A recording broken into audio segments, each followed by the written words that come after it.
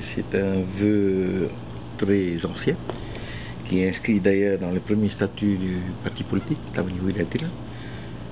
J'ai eu l'occasion de rédiger à l'époque, après plusieurs discussions évidemment avec les anciens du parti.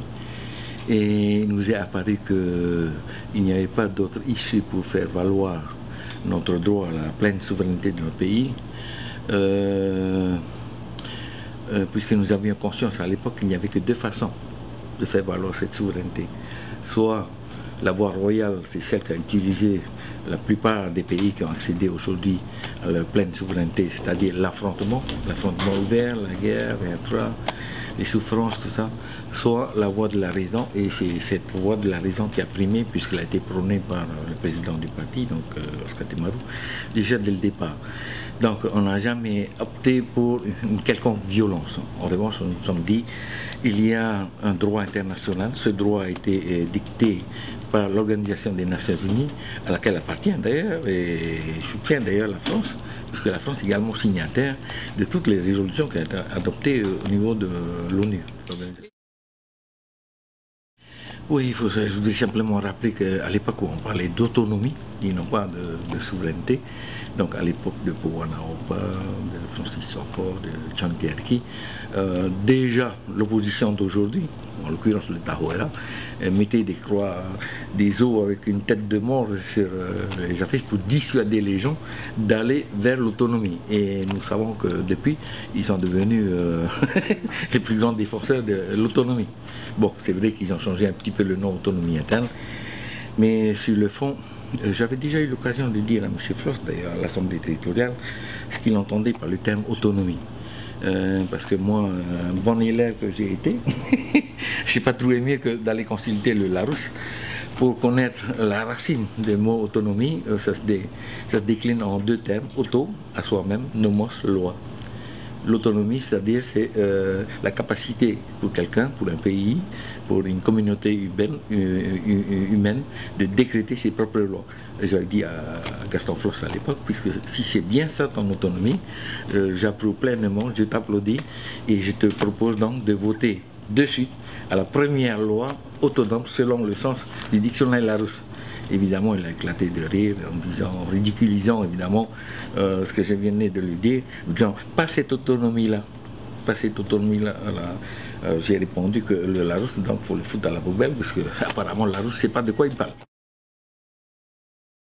Sachez que les gens, si possible, réécoutent avec beaucoup d'attention le premier discours que Oscar a tenu au niveau de notre assemblée, la première fois que nous avons été élus, en 1986, où effectivement on passait en revue le statut de notre pays, et notamment en ce qui concerne les compétences qui sont les nôtres, mais que l'État français a captées, c'est réservé.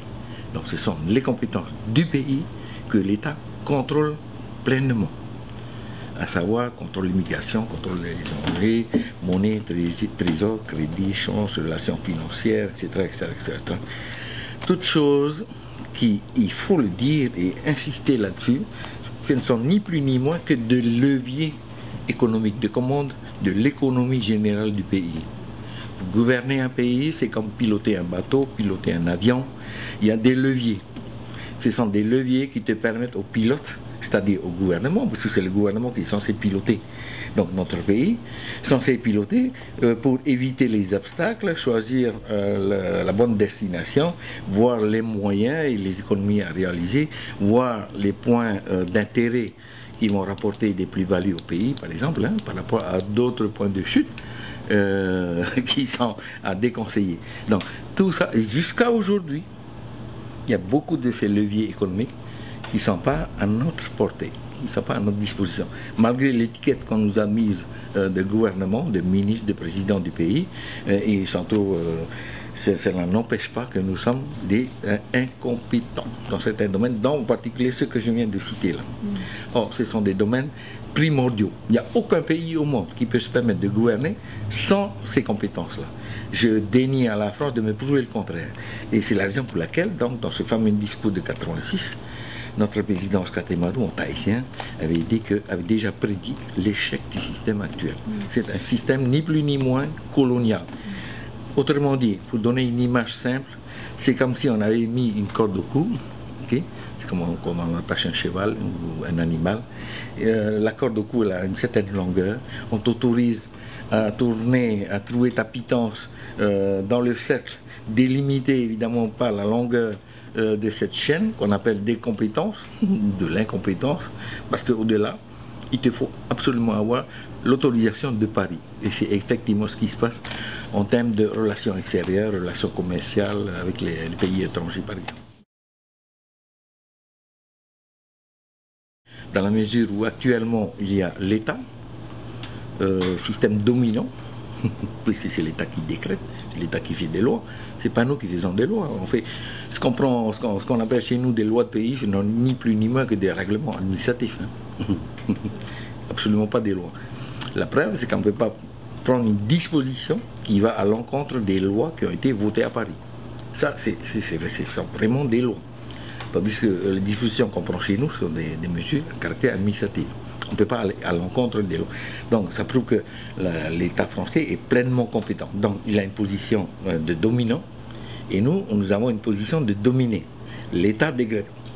Jusqu'à aller fermer les robinets des banques, par exemple, lorsque le pays veut faire des emprunts. Et c'est ce qui est arrivé depuis 2010, 2011, 2012, par exemple. Jusqu'à aujourd'hui, je pense que la problématique des emprunts que le pays veut faire n'est toujours pas réglée vis-à-vis de l'État. Que ce soit RPR, UMP, voire même Parti Socialiste, je crois que c'est du pareil au même. C'est mon opinion personnelle. Les étapes, c'est évidemment d'aller à l'encontre des électeurs, hein. C'est évident, c'est incontournable. Il est évident que le Tammany Hüyatien en tant que tel a toujours prôné notre souveraineté, notre pleine souveraineté, et donc le Tammany Hüyatien ne fera pas l'économie évidemment de cette thèse-là.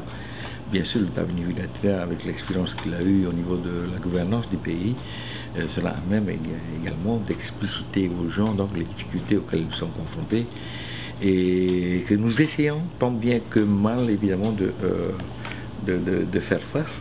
Moi, j'estime que nous faisons un peu la femme de ménage. À chaque fois qu'on a été renversé, après le renversement, on revenait au pouvoir. Ça fait 5, 6 ou 7 fois, je crois, maintenant. Et j'ai toujours vécu ça. C'est-à-dire, on vient pour réparer un petit peu ce que les autres nous ont laissé. Voilà. Et pour ces élections-là, moi, j'estime que, compte tenu des scores qu'on a réalisés aux dernières législatives, et d'ailleurs, j'ai eu l'occasion de m'être ouvert à nos instances en disant que je déplorais le fait qu'on ait un peu abandonné les primaires, puisque nous avons été les premiers à instaurer ce système d'élection primaire chez nous, et les primaires ont fait leur preuve. Et donc j'estime que c'est primordial, respecter évidemment le vœu des électeurs, parce que c'est eux qui vont voter dans les isolats, c'est pas nous. Donc j'estime que décréter donc, au niveau de la direction des candidats, ça a un avantage, bien sûr, parce qu'on est censé avoir un peu plus de connaissances, mais c'est un petit peu faire fi de la volonté des électeurs. Et comme on dit, ce que le peuple veut, Dieu le veut.